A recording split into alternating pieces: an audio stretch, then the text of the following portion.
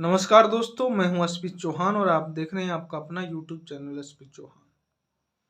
आज मैं बाहर था, लेकिन बहुत से साथी लगातार कमेंट कर रहे थे लोचन लाभ को लेकर, अध्ययन अवकाश की जो नए नियम अभी संशोधित हुए हैं उसको लेकर, और उच्च अध्ययन। इन तीनों में बहुत से साथियों को कन्फ्यूजन है, लगातार कमेंट भी कर रहे हैं। और मैंने आज आपको 10 बजे का टाइम दिया था, अभी उससे पहले आपको वीडियो उपलब्ध हो जाएगा, लेकिन कहीं बाहर मीटिंग होने की वजह से मैं आपके बीच लाइव नहीं आ पाया।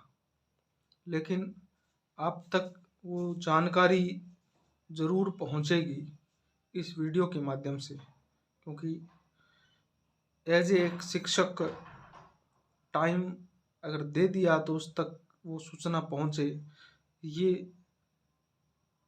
रहता है मर्यादित शिक्षक के लिए। तो शुरू करते हैं आज का ये वीडियो।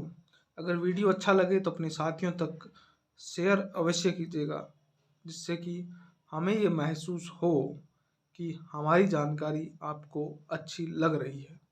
तो शुरू करते हैं। सबसे पहला टॉपिक है उच्च अध्ययन।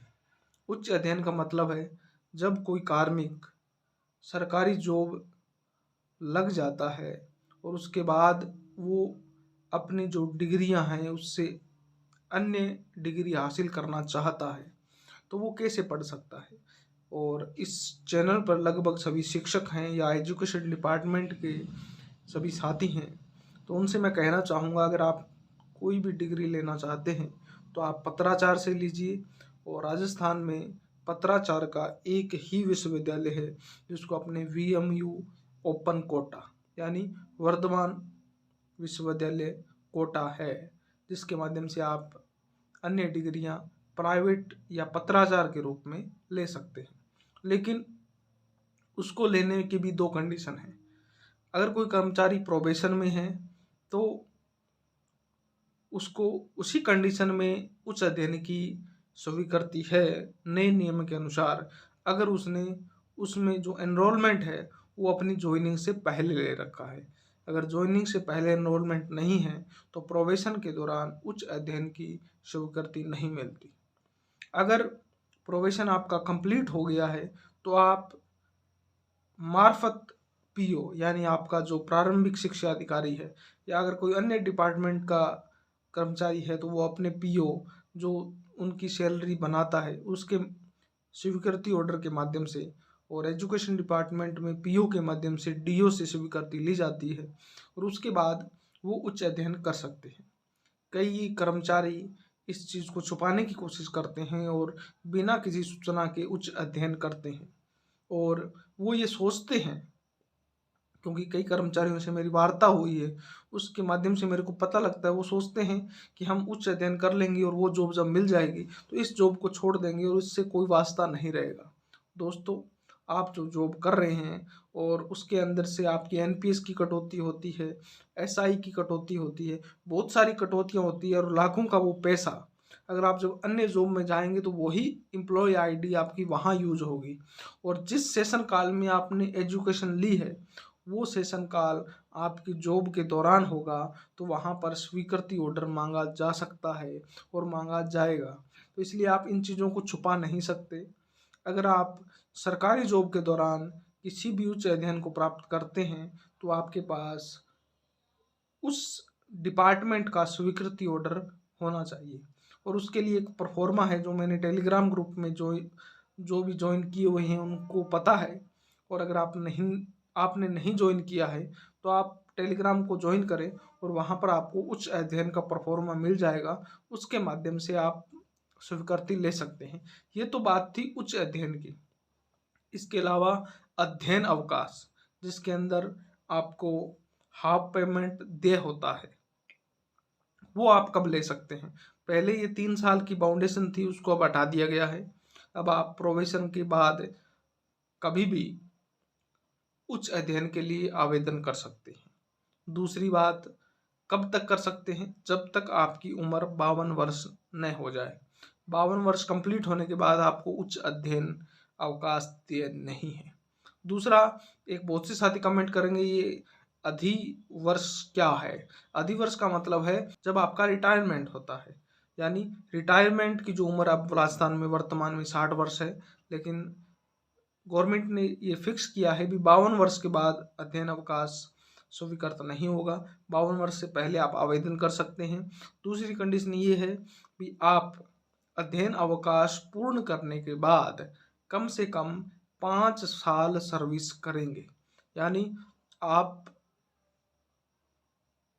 ऑप्शनल रिटायरमेंट भी नहीं ले सकते। यानी अगर आप 51 साल की उम्र में अध्ययन अवकाश लेते हैं, 2 साल का जो मिलता है, तो आप 53 के वर्ष के हो जाएंगे। उसके बाद 5 यानी 58 वर्ष तक आपको सर्विस करनी पड़ेगी। उससे पहले वाले तो उस चीज़ को आप समझ रहे होंगे।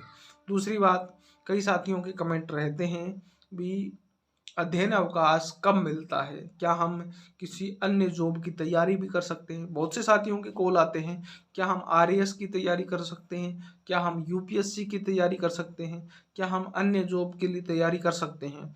अगर अध्ययन अवकाश ऐसे नहीं मिलता है।